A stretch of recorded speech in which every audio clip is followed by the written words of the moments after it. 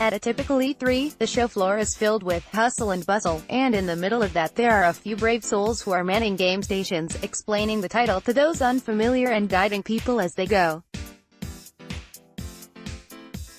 They usually bombard you with information, or ask some questions to see how familiar you are with the game. They keep a watchful eye to see if the game crashes, or to step in and help if you're terrible at whatever game you're seeing and need a helping hand. Make no mistake, Capybara Games had assigned someone to man their station for the action roguelike Below at E3 2018, but I have never seen someone so relaxed before. Below seems like a game that would be rife with the need of being explained, but the representative seemed confident that no such issues would arise with Cappy's upcoming adventure. He confidently talked to the press that had questions for him, and was eager to help when needed, but in the meantime, he stood far away, seemingly assured that the player would figure out Below on their own. For the most part one did. Below is an atmospheric action game where players delve deep into dungeons, saving their progress with campfires and battling the dangers of the dark. I began Below on a beach, not a bright, sunny beach, but one with a gloomy, overcast skies. I begin to wander, aimlessly meandering until I find a cliffside that I can climb, leading to a large field of grass. I go left and then go right, I being to wonder if I've missed something or maybe I'm skirting around where I am supposed to be. I find ruins and try to interact with them, but I can't. I find a door, but can't open it. It's quiet, the only sound in my headphones is wind whipping through the field I'm in. The absence of sound and light creates a restrained, morose tone for the game. I feel small and the eerie silence fills me with a sense of dread. I look over and another player is somewhere completely different. I wonder how big this demo is. I wonder how much can change from playthrough to playthrough. Since I could only play through one life, I wonder how much progress is lost if I die.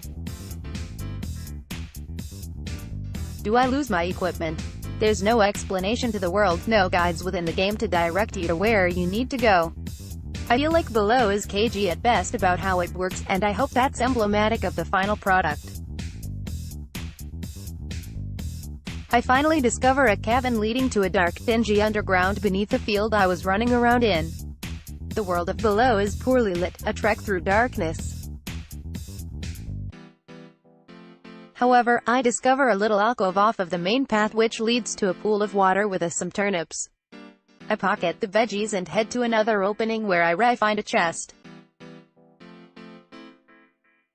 There's more food in the chest and next to it is a rope that, when cut, lowers a little bridge. I cross the bridge and I'm spacked back out on the beach where I started.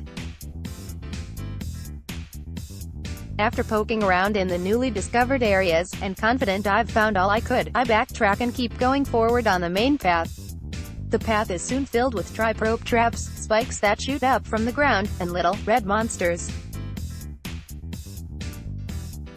I slice my way forward and find another little area with food and leather. The food is important as you're constantly needing to eat and drink to survive in Below. I wasn't able to acquire food other than finding it, but this need to constantly forage to survive, constantly pressing forward is something that feels at odds with the game's restrained tone. Jim Guthrie has returned to score another Cappy game and his tonal, quiet score accents the hollow caverns, eerily devoid of life.